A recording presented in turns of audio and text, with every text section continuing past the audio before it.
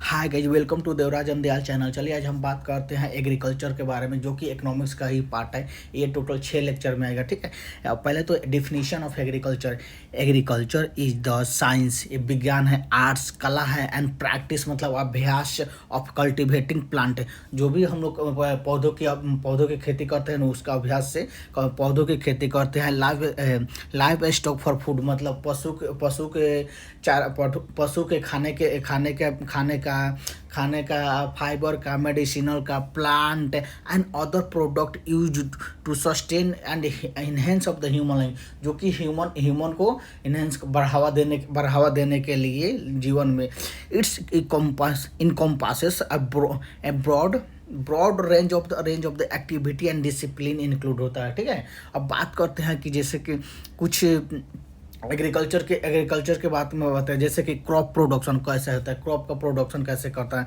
The growing of food मतलब होता है खाना, फोडर मतलब होता है चारा, फाइबर मतलब होता है रेशम and other crops through the practice such as the ploughing मतलब जोतना, बोना, व सिंचाई करना एंड हार्वेस्टिंग करना।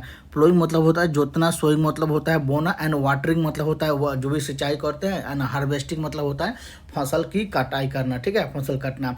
अब बात करते हैं एनिमल हस्बेंड्री के बारे में। The breeding and raising of life stock such as the cattle, मवेशी, पोल्ट्री फार्मिंग जो कि मुर्गे के फार्मिंग बोलते हैं, गोट मतलब होता है बकरी की फार्मिंग करते हैं, शिप की फार्मिंग करते हैं, पिग मतलब सुअर की फार्मिंग करते हैं फॉर मीट के लिए, ये मीट के लिए, ठीक है।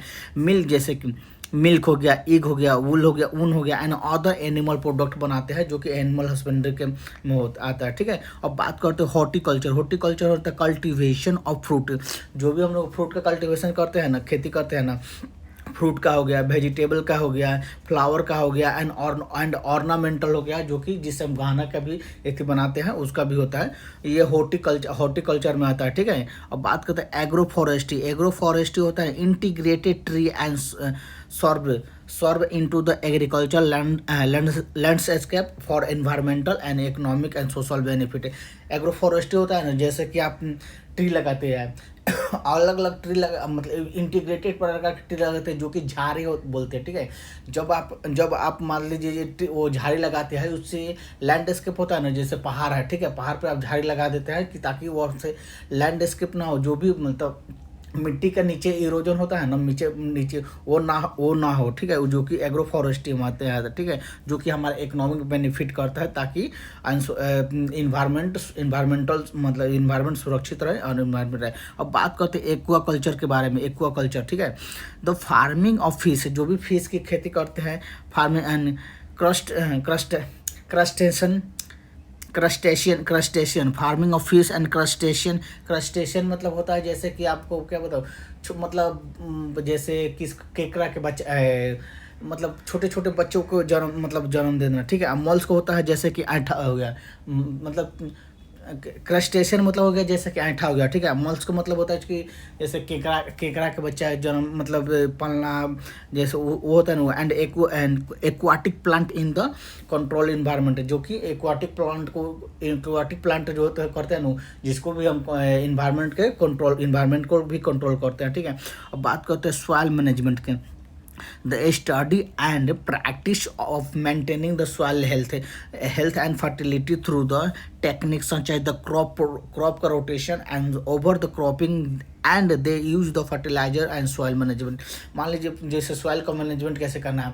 अब जैसे कि हम लोग खेती करते हैं, ठीक है, तो अगर उसको रोटेशन लेवल पर करते हैं ना, कि मतलब एक बार कैसे मतलब जैसे दलहन की खेती कर दिए, एक बार फिर सीरियल का खेती कर दिए, अनाज का खेती कर दिए, एक बार कुछ और का खेती कर दिए, तो कंटिन्यूस लेवल रोटेशन करते रहते हैं ना, तो वो सॉइल का जो हेल्थ होता है ना, एकदम स्ट्रांग होता है, जो उसका प्रोडक्टिविटी रहता है तो नहीं अच्छा खासा बन जाता है। और उससे अगर एथी करना है, अगर और उसको बनाना है, तो उसमें फर्टिलाइजर डाल दीजिए, ठीक है।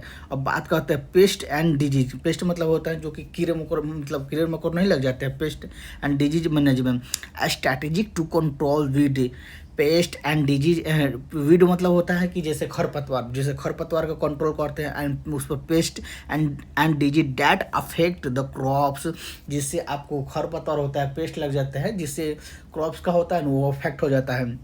इफेक्ट होता है, एंड लाइफ स्टॉक जैसे पशु का भी हो जाता है, ठीक है, including the using of the pesticide, जो कि हम उस पेस्ट को मारने के लिए, जो कीड़ा को मारने के लिए हम वो पेस्टिसाइड यूज करते हैं, and biological control agent and integrated the pest management practice, जो कि हम की बायोलॉजिकल इंटीग्रेटर से पेस्ट मैनेजमेंट पेस्ट को छिड़काव करते हैं, जिससे उससे मतलब जो भी कीड़ा मकोड़ा होता है वो मर जाता है, ठीक है। उसमें अब सस्टेनेबल एग्रीकल्चर के बारे में बात कर, practice that aim to meet current agriculture, जो भी current agriculture need without compromising compromising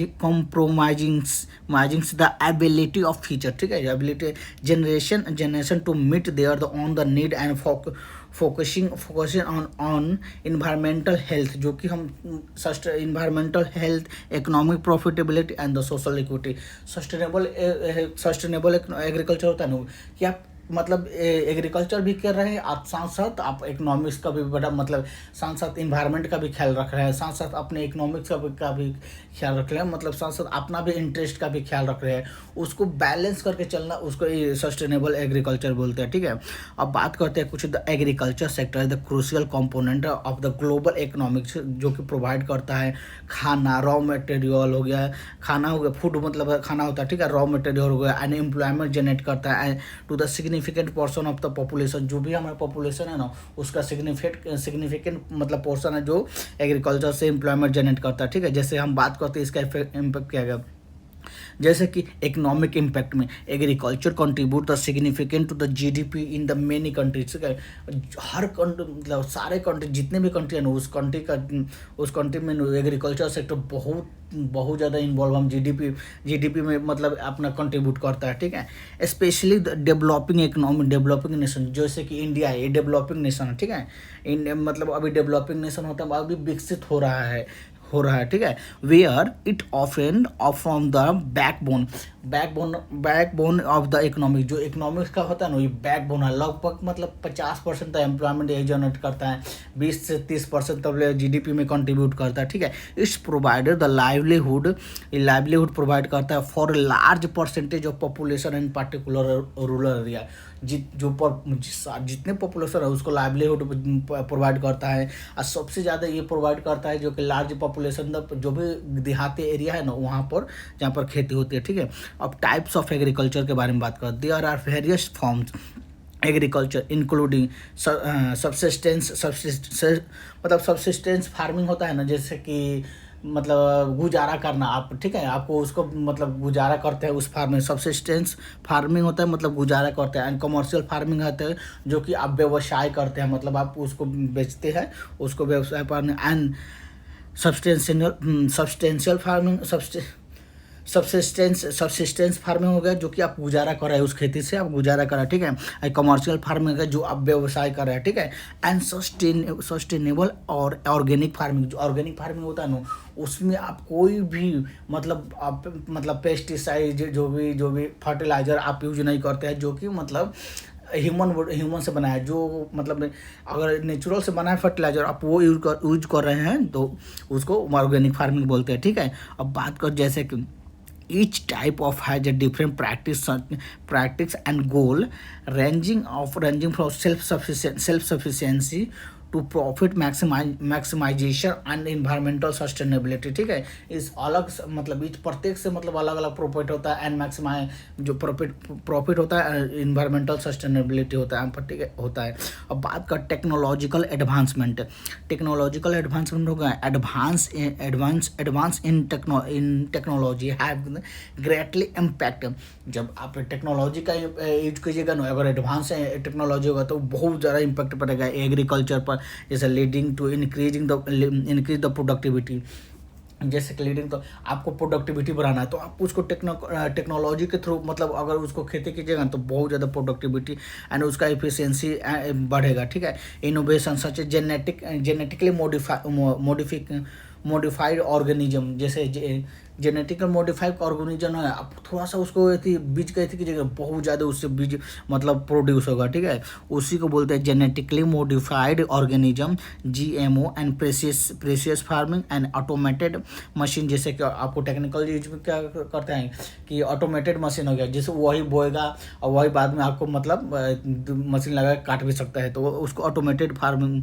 बोलते हैं, ठीक है, मशीनरी में हैव टू ट्रांसफॉर्म, जो कि ट्रांसफॉर्म करता है and traditional farming to practice में, जो कि ट्रेडिशनल फार्मिंग में तो पहले हम लोग हल से जोतते थे लोग, ठीक है, उसके बाद ट्रैक्टर आया, ठीक है, जो उसके बाद टेक्नोलॉजी का एडवांस होते गया, ठीक है, उसके जो यूज करते हैं, जो कि हम लोग प्रोडक्टिविटी को बढ़ाने के लिए। अब बात करते हैं इसका इन्वायरमेंटल इम्पैक्ट क्या होता है। Agriculture has a significant impact on the environmental, जो हमारा इन्वायरमेंट है ना उस पर एग्रीकल्चर का बहुत बड़ा इम्पैक्ट पड़ता है। जैसे कि अब आपको बताया practice such as the deforestation, अब एग्रीकल्चर कीजिएगा तो आपको जंगल को काटना पड़ेगा, ठीक है, जंगल को काटना पड़ेगा, जिसको उसके बाद आप एग्रीकल्चर कीजिएगा तो उसमें वाटर लगेगा, जो कि वाटर का स्कैरसिटी मतलब वाटर की कमी होना, ठीक है, एंड लॉस ऑफ बायोडाइवर्सिटी, जिससे हम लोग लॉस ऑफ जो भी बायोडाइवर्सिटी का ना उसका लॉस हो जाता है। अब जब जैसे मान लीजिए जंगल होगा तो उसको ओवर ग्रेजिंग करना पड़ेगा, मतलब ओवर ग्रेजिंग मतलब उसको चरा के मतलब क्लीन करना पड़ेगा। एंड द केमिकल आपका यूज कीजिएगा, पेस्टिसाइड यूज कीजिएगा, एंड सॉइल डिग्रेडेशन, उसके बाद सॉइल का डिग्रेडेशन होता है, डिग्रेडेशन मतलब घटना, जो उसका फर्टिलिटी होता है ना उसका घटना होता है, ठीक है, जो बहुत सारे the loss of the biodiversity, जिसको जो हम की बायोडाइवर्सिटी को लॉस कर सकते हैं। And sustain farming practice aim to mitigate these impact, जो कि ये सारे इम्पैक्ट करता है। अब बात करते हैं क्लाइमेट चेंज के बारे में। Agriculture is the both contributor to a victim of a climate change, ठीक है। Agriculture activity the produce the green house gas, agriculture जो कि ग्रीन हाउस गैसेस प्रोड्यूस करता है, जैसे लाइक द मीथेन। जब भी आप मान लीजिए जैसे आप किसी का खेती करते हो तो उसमें से मीथेन भी प्रोड्यूस मतलब मीथेन भी निकलता है, जनरेट होता है, ठीक है, जो मीथेन हो गया, नाइट्रो ऑक्साइड हो गया। At the same time changing of the weather pattern, जो कि वेदर का पैटर्न चेंज होता है, जैसे कि एक्सट्रीम वेदर हो गया, ठीक है, इवेंट हो गया, and shifting the growing season हो गया, जिससे ग्रोइंग सीजन का शिफ्टिंग होता है। Impact crop yield and the life stock productivity, जो भी क्रॉप का एल्ड है ना उस पर इम्पैक्ट करेगा, और लाइफ स्टॉक का प्रोडक्टिविटी पर भी इंक्रीज मतलब इम्पैक्ट पड़ेगा। अब बात करते हैं पॉलिसी एंड रेगुलेशन के बारे में, ठीक है। Governments play a crucial role in the agriculture sector through the policy and regulation. These can be include the subsidy, जैसे हम लोग सब्सिडी देते हैं एग्रीकल्चर पर हम लोग सब्सिडी दे देते हैं, जैसे ट्रेड एंड टैरिफ लगाते हैं, ठीक है। And support for research and development, ताकि रिसर्च एंड डेवलपमेंट में हम लोग सपोर्ट कर सकते हैं। And international organization also influence the agriculture practice and the trades through the agreement and the stand, जो भी मतलब हम लोग एग्रीकल्चर करेंगे तो उससे कुछ अनाज होगा, जो भी मतलब होगा उसको हम लोग एक्सपोर्ट करेंगे ताकि उसको कुछ सब्सिडी देके ताकि हम उससे कुछ पैसे का कर सकें। अब बात करते हैं ग्लोबल ट्रेड के बारे में। The agriculture sector is the highly interconnected होता है, एक दूसरे में इंटरकनेक्टेड है, ठीक है। थ्रू द ग्लोबल ट्रेड, जो ग्लोबल ट्रेड है, country export and import, country export भी करता है और इम्पोर्ट भी करता है, इम्पोर्ट एग्रीकल्चर प्रोडक्ट, जो भी एग्रीकल्चर का प्रोडक्ट है ना, based on their the comparative and advantage.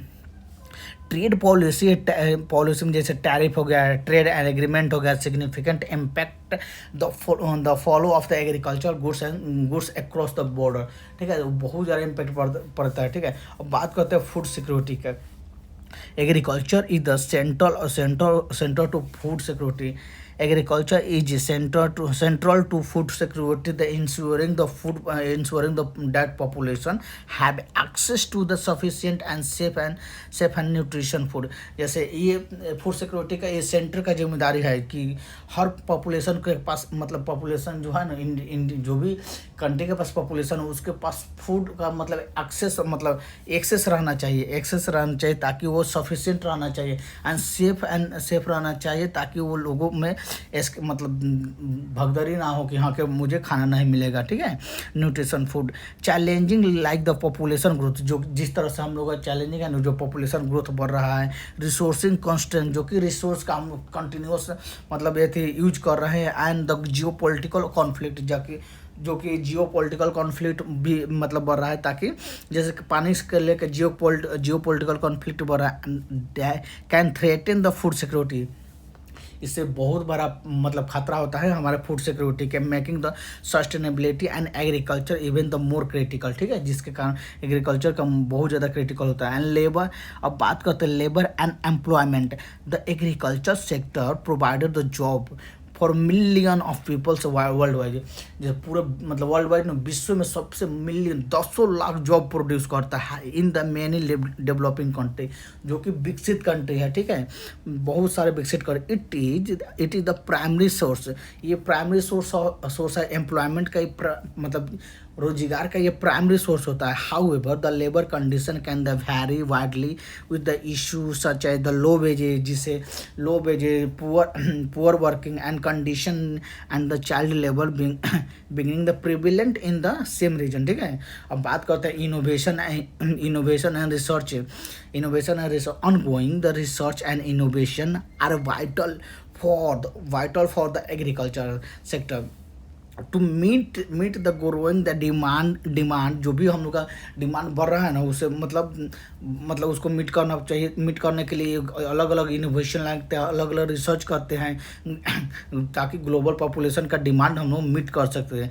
This include develop the new crops, जैसे हम लोग न्यू क्रॉप्स बनाते हैं, variety, improve the paste and disease management, जो कि हम पेस्ट और डिजीज को मैनेजमेंट करने के लिए, इन्हेंसिंग द रिसोर्स और यूजिंग द एफिशिएंसी, जो हमारे पास रिसोर्स है ना उसको मतलब बहुत ज़्यादा क्षमता में यूज करने के लिए। अब बात करते हैं इसके जैसे कि यूज करने के, the agriculture sector is dynamic and multi affected, ठीक है, ये डायनेमिक्स है, मतलब बहुत ज़्यादा डायनेमिक्स है and multifaceted facing the numerous challenge, जो कि बहुत ज़्यादा मतलब बहुत फेस करता है न्यूमरियस चैलेंज, जैसे कि opportunity as it's evolve to meet need the growing and global population, जो कि हमारे ग्लोबल पॉपुलेशन बढ़ रहा है उसको मतलब खाना देने के लिए बहुत बड़ा चैलेंज है, तो कि एग्रीकल्चर सेक्टर में है। क्योंकि आज हम यही एग्रीकल्चर के डिफिनीशन पढ़े हैं, कुछ मतलब इसका सेक्टर में क्रूशियल कॉन्सेप्ट भी पढ़े हैं। आगे चल के हम एग्रीकल्चर का और लेक्चर हम लोग